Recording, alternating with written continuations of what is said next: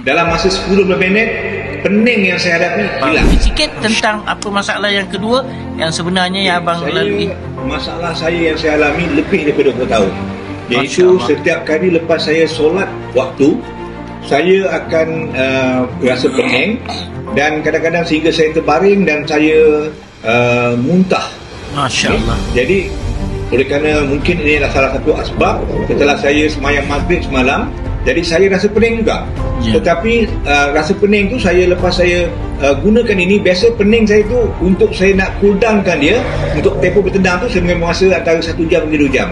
Tetapi setelah mengambil bauan daripada multi gel ni, dalam masa 10 minit, pening yang saya hadapi hilang.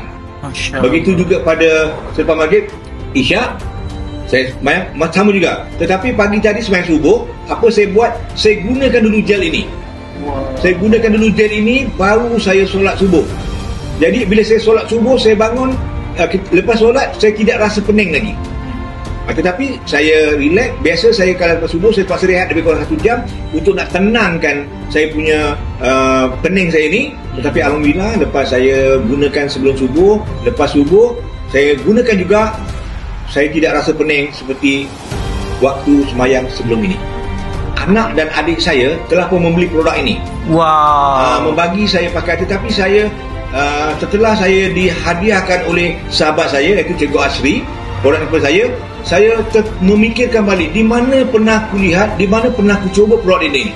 Dengan baunya ya. Baru saya teringat bahawa produk ini telah dihadiahkan oleh anak saya ketika saya accident, saya tidak boleh jalan selama lebih kurang 6 bulan, saya terlantar, buang air kecil dan juga buang besar dalam pampers.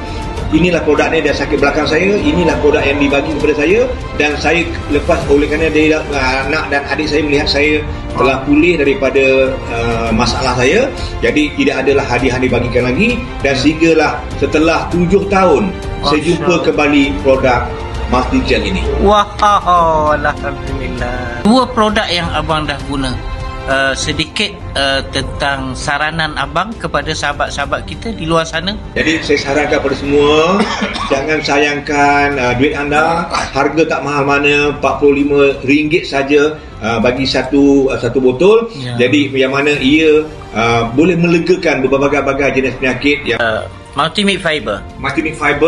Jadi perut saya mula rasa memulas dan memulas, saya ambil ni lah yang dihadiahkan oleh sahabat saya sapu di perut saya, lepas tu angin keluar, lawas, rasa lega. Saya boleh tidur pukul 4.30 pagi. So betul lah ya, sapu-sapu lega ya. Sapu-sapu lega. Masya Allah. Dan lepas itu memang leganya kerana angin pus-pus keluar.